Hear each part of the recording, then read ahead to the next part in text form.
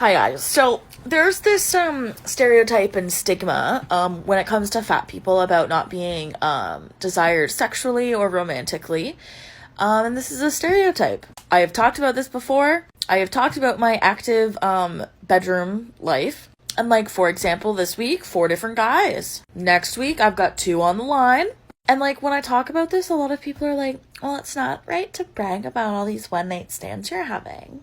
And one thing that I don't think that people comprehend, because it goes along with the stigma that fat people are not desirable, is that all of these people that I saw this week and that I'm going to see next week are not one-night stands. These are guys who I have relations with, who I have seen more than 5 times before. So they are not one-night stands. Because guess what? People do come back to see fat people because we are desirable. So go unlearn your fat phobia. Thank you. Wait, so let me get this straight. You're casually dating at least 6 different people? If you said you had 6 one-night stands, I could believe that. There's very little effort that goes into that. But saying that you are maintaining relationships with 6 different people makes significantly less sense. Maybe I'm just bad at managing my days, but seeing 6 different people at one time seems like it would take a lot of work. That must be all you're doing with your time and making these videos. Overall, this video gives me very 15-year-old boy vibes. Like, a cheerleader gave him a pity kiss on the cheek under the bleachers, but now he's fighting tooth and nail that he did, in fact, sleep with the entire cheerleading squad. Do you get what I'm saying? This person says, my mom was just pointing out that the accessible stalls aren't really accessible since the toilet paper is almost always digging into larger people's legs. Yes, this is something that really bothers me too. Also, sometimes, sorry, my car is making like a really weird vibrating noise if you hear that. I'm not driving, I'm in a parking lot in the passenger side, but my car's humming. Anyway, another thing about this that I hate is often the toilet paper holder will be either way too low or sometimes too high. Most often, though, it's way too low, and for those of us who are disabled, we have to, like, crouch and reach under to grab toilet paper, and it's really difficult to get it out, and it's just not actually accessible, and I wish there was a better standard about where the toilet paper sits. Yeah, thanks for adding to this. So now we're on to interior design complaints? Seriously? Look, I'll just say this. Nobody likes using public toilets. They suck for everyone. They smell, they're cramped, and half of them are out of paper towels. A toilet paper holder digging into your leg is a first world problem if I've ever heard one. Whether you're fat or skinny, it's a first world problem. Just like struggling to get out of your car when you're parked in a parking lot, everyone struggles with it. It isn't fun, but if you leave your house ever, you gotta deal with it. I can't believe they just made this complaint with no irony whatsoever. You're wrong. I think we need another adult pre-K lesson. What do you think? Okay, catch a bubble in your mouth. Turn your listening ears on. Good job. Today, we're going to learn about parasocial relationships. My good friend Kimmy Style taught me this lesson, and it's kind of spooky. A parasocial relationship is a one-sided relationship between someone who is a public figure and someone who is not, but treats that public figure like a close family friend. This can be dangerous and lead to stalking and harassment. I have very clear boundaries about this. I love making new friends on the internet, but you don't know me in real life. So you cannot ask me intimate, invasive questions about my life or my body. Understand? What? What?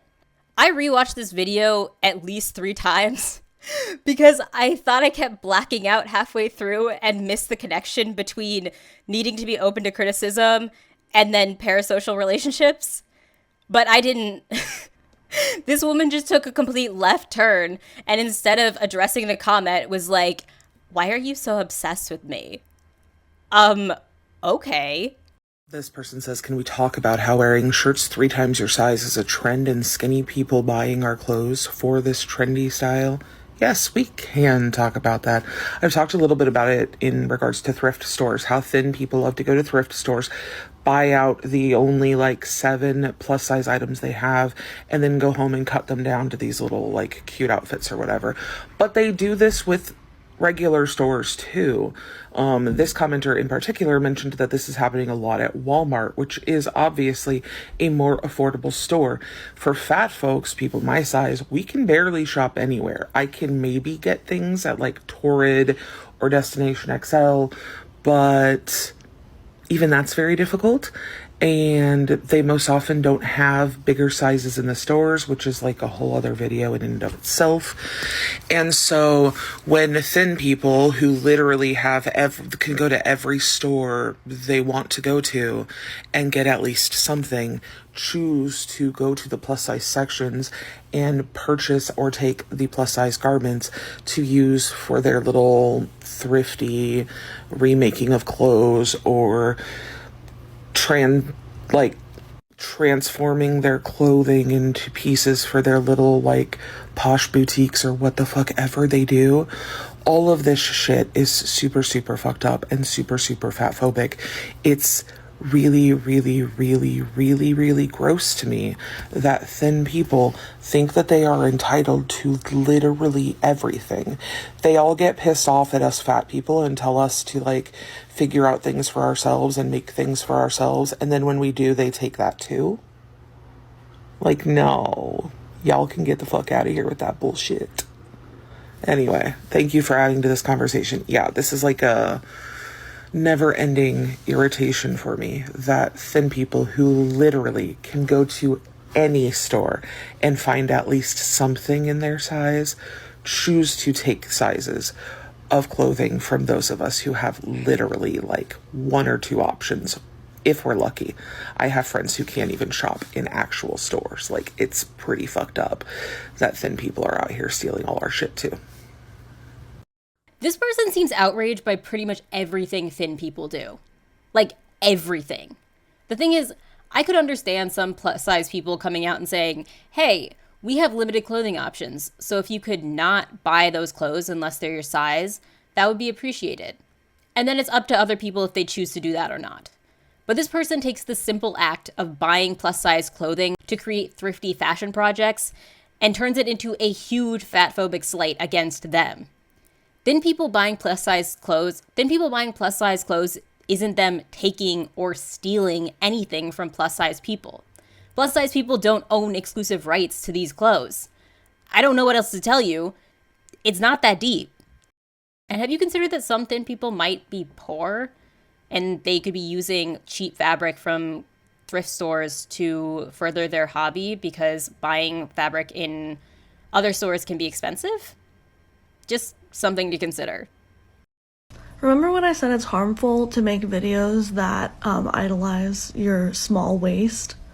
Just open any video on trends like that and you'll see tons of comments like this. Comments of people very obviously wrestling with their own internalized fat phobia. All of these people are now body checking themselves and putting themselves down for not having the shape of the person in the video. And there's nothing wrong with posting, fashion videos of your body and, just videos where your body is present, videos of you working out, whatever. That's dope. But participating in trends where the entire point of the trend is look at my small little waist. Small little waists are the most attractive beauty standard. Those videos are inherently harmful. I think this is completely wrong, actually. Here's the thing. As much as people in the fat acceptance community hate the term flattering, it is just a fact that the way clothes fit on someone is related to how well it looks on their body. And when someone has a lot of excess body fat, there is a lot of variation in the way that that fat can sit on their bodies. For example, these 3 pictures. All of these women could be the same size, but they clearly have different fat distributions, so different clothes will be more flattering on one than the others. I mention this because I actually think it's a good thing for plus-size fashion influencers to point out their small waists and hourglass shape, because people should know that the clothes that look good on someone with an hourglass shape may not look good on someone that is apple-shaped or pear-shaped. I think it's disingenuous for a plus-size influencer to say, this is a plus-size clothing option and it'll look good on everyone, when they know it isn't true. So it's actually being ethical and responsible for an influencer to point out their body shape when advertising for fashionable options. Thank you for taking the time to send this.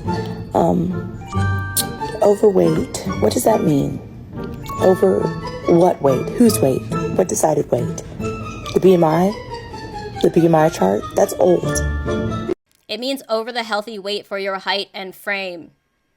And when most people say someone is overweight, it's based on looking at them and clearly seeing that they have excess body fat.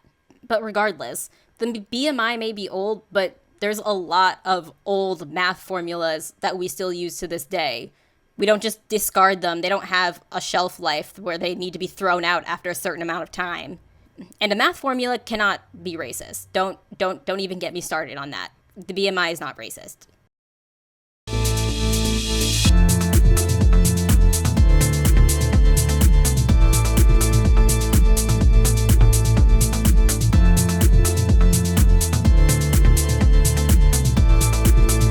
These are all true.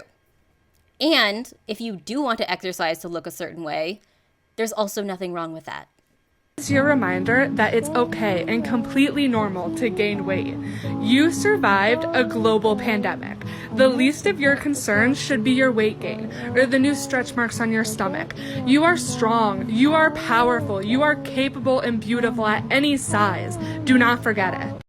If you gain weight during the pandemic, that's not a good thing or a bad thing, really. It's not something you need to be ashamed of. But if you did gain a significant amount of weight, it may be a good idea to address it now that it's been 2 years since the pandemic began. Just ignoring it isn't the best way to go. Hello, lovely people. Thank you for watching. This has to be one of the most ridiculous videos I've made, but I hope you guys enjoyed it. And also, I know a lot of you consume fat acceptance content a lot, so if you find TikTok channels or videos or podcasts or YouTube videos, any fat acceptance content that you think it would be good for me to react to, put it in the comments or send me a message on Instagram. I don't actually use the Instagram, it's just an inbox in case you want to send me things. So yeah, hope you enjoyed, and I'll see you next time.